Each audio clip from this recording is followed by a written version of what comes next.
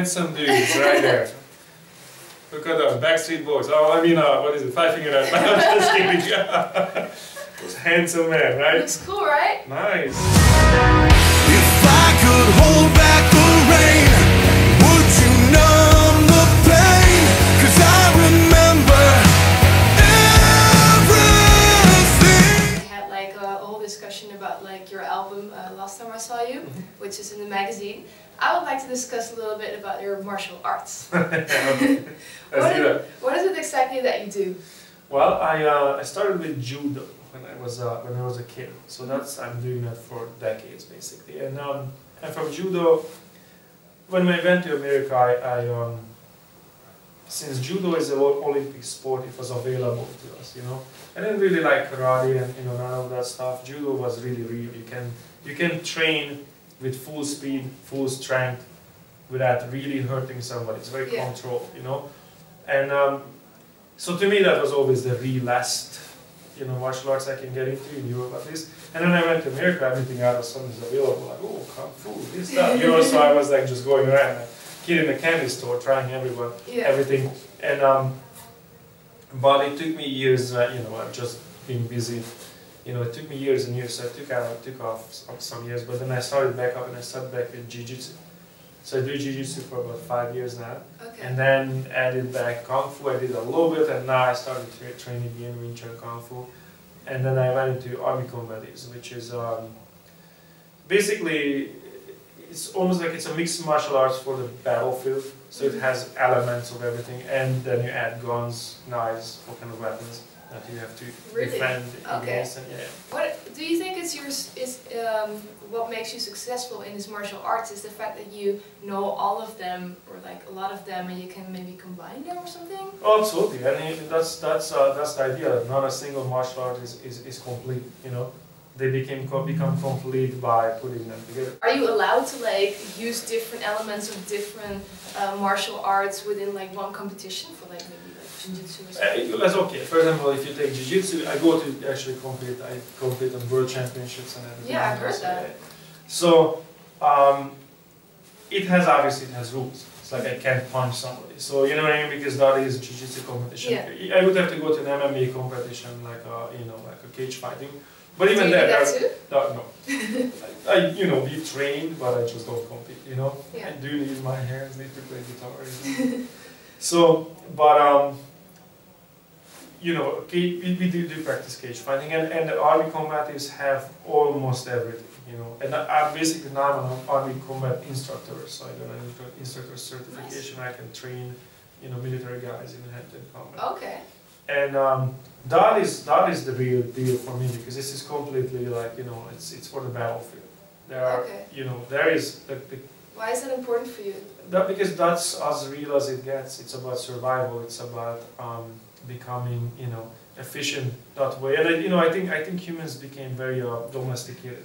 I don't advocate violence in any shape or form, but as humans, I think we became very docile, and we live our lives, in cubicles and then these fluorescent lights, and I don't think it's natural. 2,000 years of civilization cannot overshadow hundreds of thousands of years of genetic development and who we are and what we really are. So we try to behave and try to have these rules and societies and whatnot, but in the end of the day, if you electricity goes out, give it 8 days, and let's see what happens, and where the society and civilization will go. And if there is a situation like that, most people will find themselves completely helpless. Yeah. They don't know how to survive. They can't even defend themselves. But is violence the answer then? Violence is the answer if there is violence is exposed against you. And then this is the thing, as I said, if something goes sideways, let's say fictitious, sun, storm, all electricity power grids are out, and then you wait a weekend and people start looting and people start fighting for food and mass survival. Police, army can't keep up with millions of people rioting. Then it's really in your hand. Then what are you gonna do? So I'm not saying that I would go out and I never attacked anyone in my life, but the idea is that you should be able to defend yourself, Yeah. Well, there's one more question I'd like to ask you. Can you teach me a move? Sure. Alright. We're gonna do martial arts, okay. Yeah. I remember everything.